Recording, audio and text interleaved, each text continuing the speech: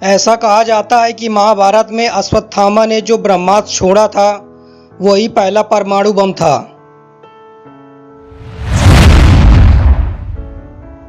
सहदेव भविष्य में होने वाली हर घटना को पहले से ही जान लेते थे।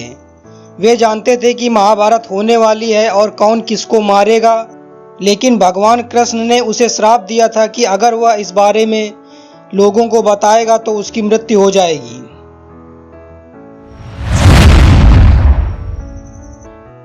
आप महाभारत के सबसे सर्वश्रेष्ठ धनुर्धर किसे मानते हैं, अर्जुन को या फिर कर्ण को?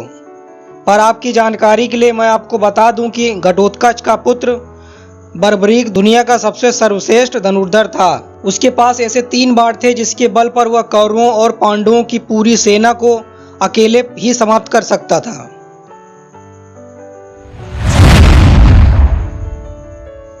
क्या आप बता सकते हैं कि श्री कृष्ण जब गीता उपदेश दे रहे थे तब अर्जुन के अलावा और किसने वह गीता उपदेश सुना था? चलिए मैं आपको बताता हूँ। अर्जुन के साथ संजय भी गीता उपदेश सुन रहे थे। संजय के पास ऐसी शक्ति थी जिससे कि वह कहीं पर भी बैठकर पूरी महाभारत का सजीव वर्णन कर सकते थे। इसलिए जब श्री कृष्ण अर्जुन को उपदेश दे रहे थे तब संजय भी इस उपदेश को सुन रहे थे। माना जाता है कि कद काठी के हिसाब से भीमपुत्र घटोत्कच इतना विशालकाय था कि वह लात मारकर रथ को कई फुट पीछे फेंक देता था और सैनिकों को वह अपने पैरों पर कुचल देता था। भीम की असुर पत्नी हिडिंबा से घटोत्कच का जन्म हुआ था। शांतनु गंगा के पुत्र भीष्म का असली नाम देवव्रत था। उनको इच्छा मृत्यु का वरदान प्राप्त था। दुर्योधन का शरीर वज्र के समान कठोर था, जिसे किसी धनुष या अन्य किसी हथियार से नहीं तोड़ा जा सकता था, लेकिन उसकी जांघ श्री कृष्ण के छल के कारण प्राकृतिक ही रह गई थी। इस कारण भीम ने दुर्योधन की जांघ पर वार करके उसके शरीर के 2 टुकड़े कर दिए थे।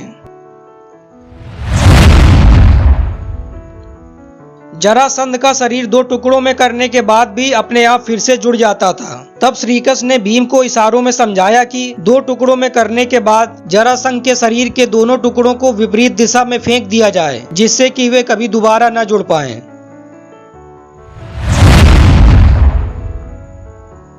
दुर्योधन के जन्म के दिन ही कुंती के पुत्र भीम का भी जन्म हुआ था। दुर्योधन के लक्षण देखते ही ज्योतिषियों ने धृतराष्ट्र को पहले ही बताया था कि राजन, आपका यह पुत्र कुल का नाश करने वाला होगा।